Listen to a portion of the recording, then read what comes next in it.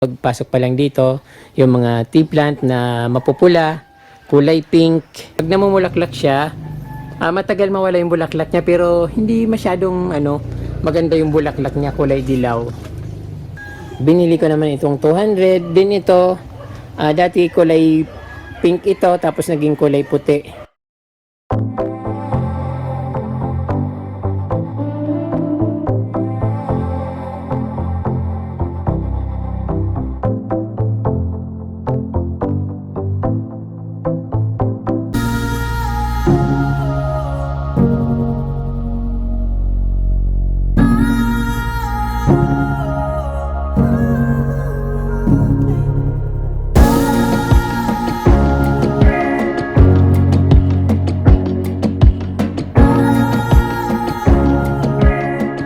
Magandang hapon sa inyo ulit mga kaprumdi. Nandito po ulit ako sa aking tahanan dito sa Barangay Gubat, Laguna, Camarines Sur, at buong ipapakita ko po sa inyo yung aking garden. So maraming mga improvement kasi marami akong nadagdag na halaman, although maliliit pa siya pero pasasaan ba't lalaki rin sila. So yung mga mayana ko itinanim ko ulit sa mga gilid-gilid para bumalik yung dating makulay na garden ko dito.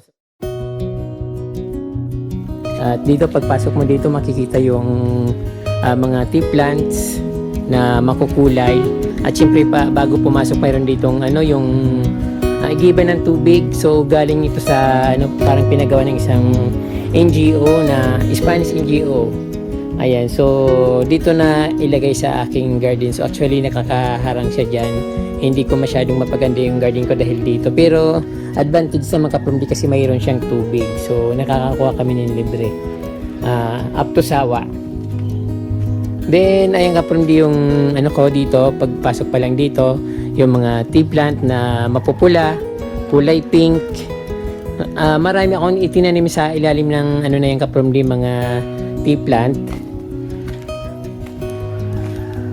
Ayan, so pag nag-grow yan, yung mga tea plant yan, parang dubli-dubli, parang dalawang dubli yata yung tinanim ko na tea plant, kaya lang yung hindi masyadong makalabas yung dahon dahil sana so overwatering sila, pero ngayong summer na at natatamaan na sila ng araw, so expected na lalago na sila ng husto. So ayun yung kakatanim ko pa lang na mayana, kagad ng hinalukay kaagad ng manok. So ayun.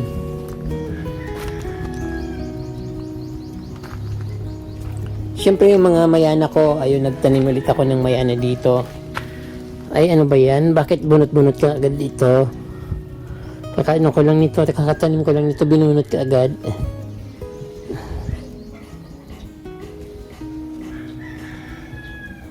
Mga manok talaga. So mga manok ang dito, peste sa mga halaman ko. Yung mga aso naman, nagdudumi dito sa garden ko. So ayun kaprumdi, dito ito sa yung dito sa garden ko. So pinapadaanan ko dito yung dito sila dumadaan, tapos siyempre dito yung nakikita yung ko dito, bahay kubo.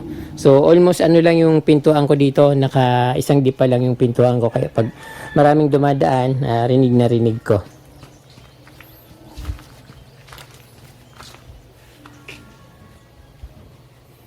Siyempre hindi ko tinatanggal yung matataas na mga mga mga golden photos na gumagapang sa mga sa dingding ko. Tapos meron din akong diyan, philodendron lime ay nakagapang nasa harapan siya. Then ito nga pagpasok dito sa mayroon siyang Persian shield, picara plants, tapos pokin tree yung tinitrim ko. Din pag diretso meron akong diyan, yung mga ferns, bird nest ferns. Ayun. Ito naman galing ito sa niyog, kaya hindi siya bilog or something ganon.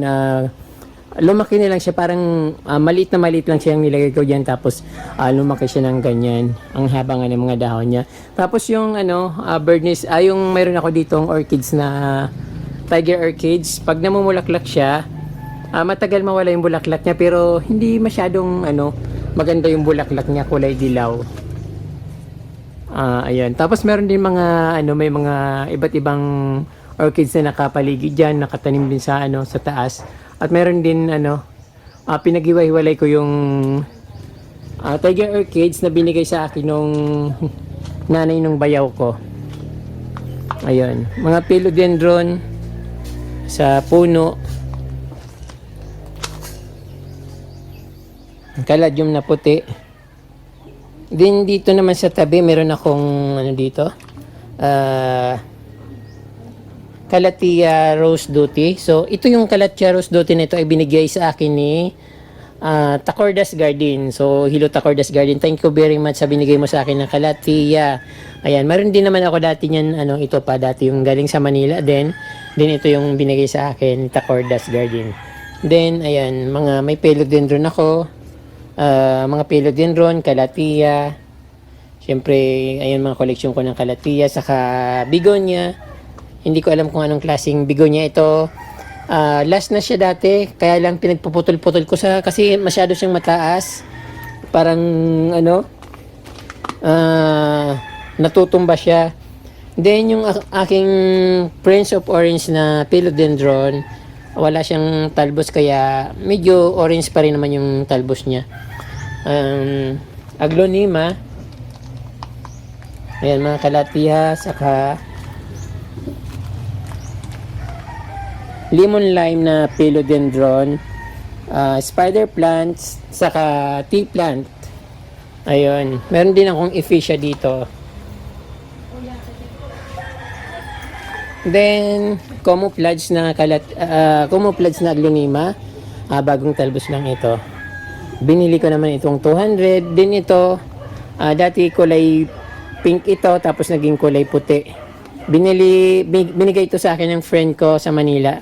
700 pesos for 3 dahon dati. Yung mahal pa dati yung Calathea. Din ito yung Paraiso Verde.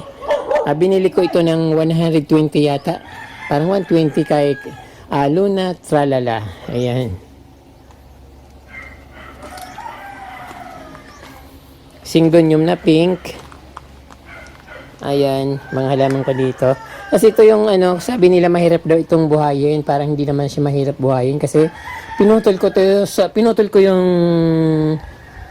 rubber plant ko dun sa likod, tapos itinanim ko dito 2 sanga. So ayan, diretso naman siya.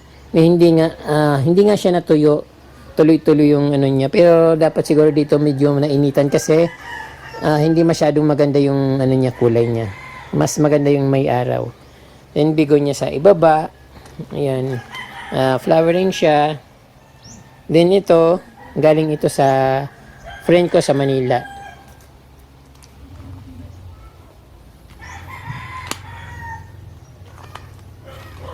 Ito naman from binigay lang ito sa akin dito, tapos binunot ko dahil sobra-sobra na, wala na akong mapaglagyan. So natutuyo.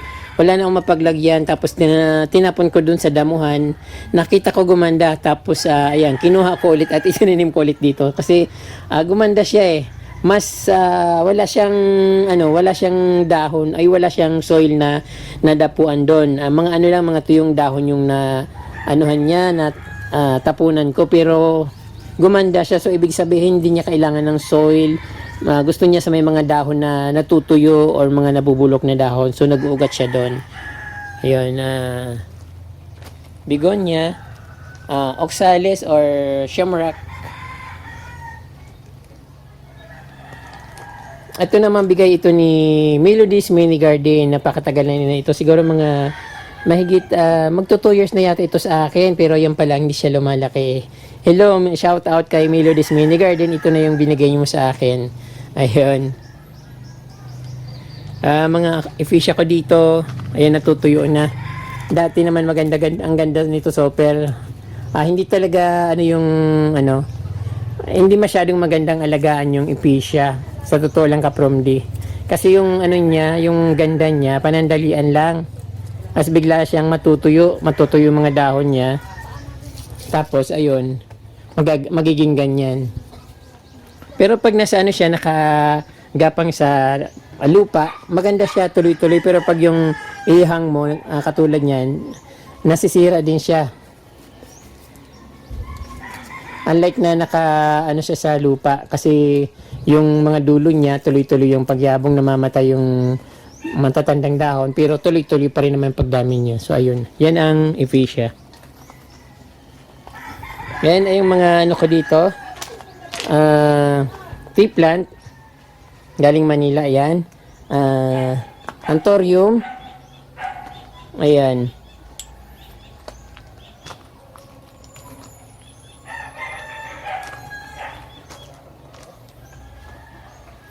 Proctian tree na binilog ko. Then yung shamrock or oxalis purple, philodendron evergreen yata yun, something ganon. Then enjoy putos, another ephesia na iba't ibang varieties. Yun. Tapos yung binili ko naman ito kay Luna Tralala, fern siya kaprumdi, pero hindi siya gumaganda. Parang gusto ko siyang ibaba, ilapag ko na lang sa lupa para mas gumanda siya, kasi ayaw niya parang ayaw niya yata nang nakaganyan. Yun, ito naman kaprumdi, crouton, African crouton, African caricature na crouton. So ayun, my favorite crouton.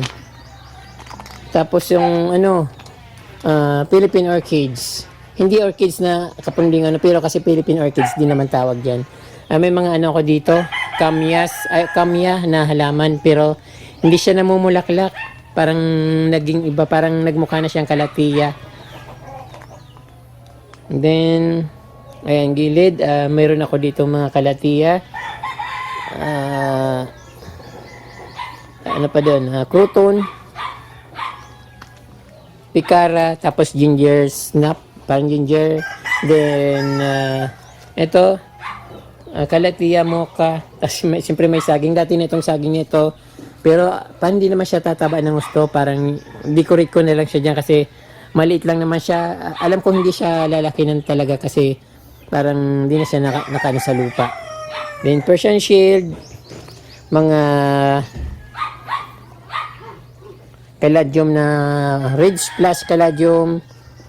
Ayun, tapos may tininim ako dito na kalatiya. Hindi ko alam kung anong variety ito, pero maganda kasi ito pag lumalaki. Yung parang maganda siya sa may tabing mga something ilog or swimming pool. Maganda siya tingnan. Then ang aking napakaganda na crouton.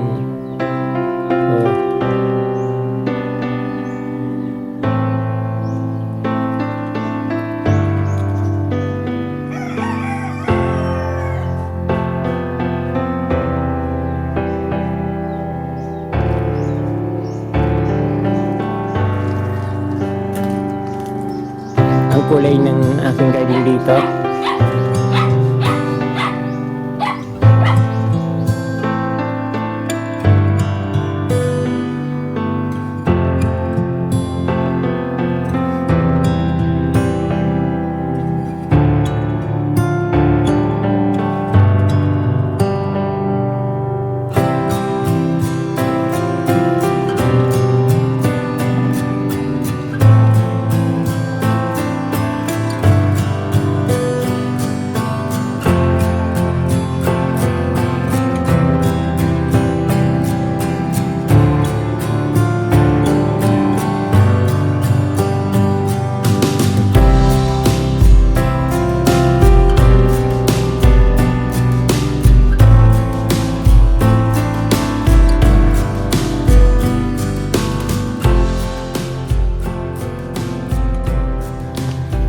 punta naman tayo doon kapromdi sa sa likod ng kubo. At maganda rin doon, mas maaliwalas yung dating doon kasi maluwag. Dito naman puro white stones yan, kaya lang medyo na siya, umiitim dahil sa kakaulan. At pag uminit naman, babalik ulit sa puti. So ayan, may Persian shield, bird nest, caladium, Siyempre yung aking mga bagong tinanim na mga bromeliads, tapos may something colorful sa gitna. Ayun.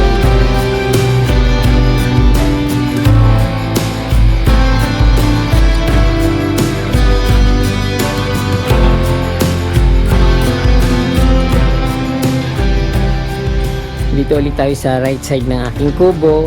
So yung mga ano ko dito, ito marami ako ditong plants na nakatago. Andros crouton, alam ko marami na ako nitong Andros crouton na ito, pero hindi ko na nakikita.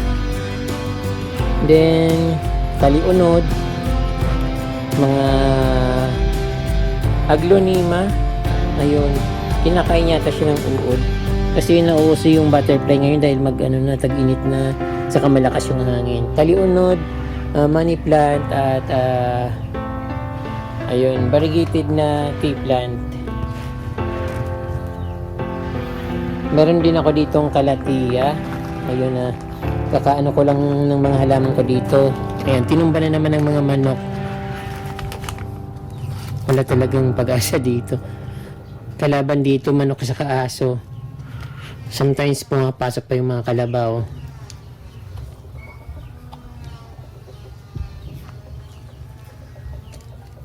Ayun. Meron ako dito mga anthurium pa rin. Dito ko kinuha yung mga anthurium na nilagay ko doon sa harap ng kubo. Saka ano to, yung plants na likwala. Ang aking mga ephesia, ayan, mas gusto niya hindi masyadong nadidiligan. Gusto niyang dry soil, pero sometimes nadidiligan kasi pag walang tubig, natutuyo rin siya. Yung mga orchids na binili ko sa Albay, sa Cagsawaroin, lahat sila, iba yung bulaklak, hindi totoong sinasabi nila sa akin. Ito sabi nila, monkey orchids, then nung namulaklak siya parang wala naman yung parang parang walis tingting na parang walis tingting niya yung bulaklak niya. Ito yung bulaklak niya, pero parang kulay green naman siya ng bagong bulaklak niya. Ayun.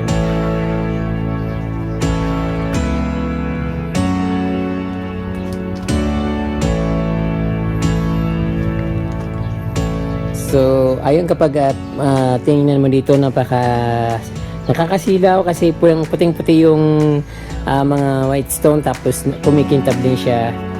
Ayan.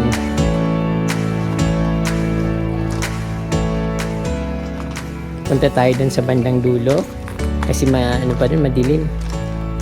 Ayun, dito tinatambak ko dito yung mga halaman na tinatanggal ko dun sa mga aking ina-arrange. Tapos ito yung halaman ko na silver splash. Pinabayaan ko dito. Ayan, pinapabayaan ko lang yun dyan. Tapos dahon siya ng dahon. Yung pinuputol ko yung iba, tapos tinatapon ko lang. Ayan, may oregano, orchids.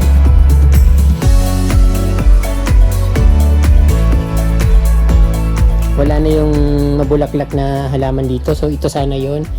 Pero dati maraming bulaklak dito na may mga bulaklak na halaman dito dati.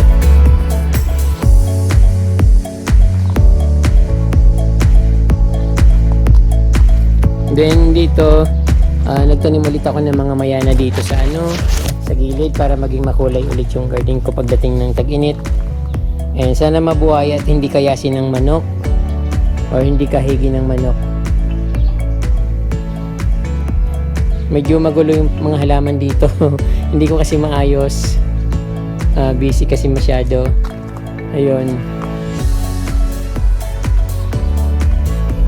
Yung mga mayana ko dito, pinutol ko na at pinagtatanim ko dun kung saan na tabi-tabi para makasimula ulit at maging makulay ulit yung kapaligiran ng aking bahay kubo.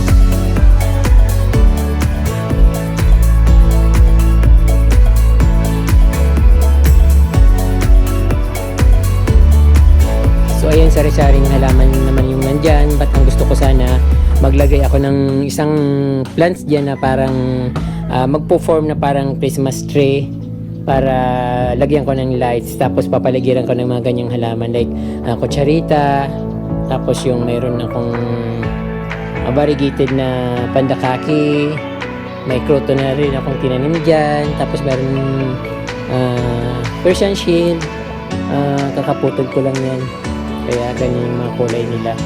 So hindi pa siya masyadong nag-grow.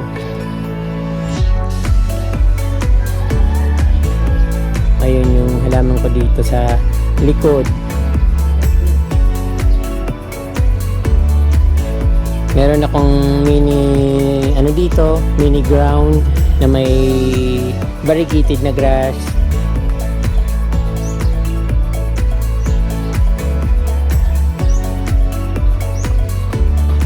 So pakiramdam ko ulan na naman at dumidilim na naman yung kapaligiran. Sa bandang north, medyo madilim na. Mayroon din akong saging dito. Ayun, tapos ito yung ito kapramdi yung palm na yan. Ginugulay yan dito pag inuubod siya. Kinuha ko yun sa bundok kasi maraming ganyan, parang naanod lang sa tubig. Sa tubigan ko nga lang kinuha, tapos dinila ko dito. So ayun, ang tagal-tagal na yan dito, 2 taon na ko na yatang kinuha yan, tapos itinanim ko dyan sa gitna. Then lumaki na siya. Meron pa akong isa doon pero ibang klase naman. Hindi ko pa siya tinatanim sa sa soil. Nasa paso lang siya pero hindi naman siya namamatay.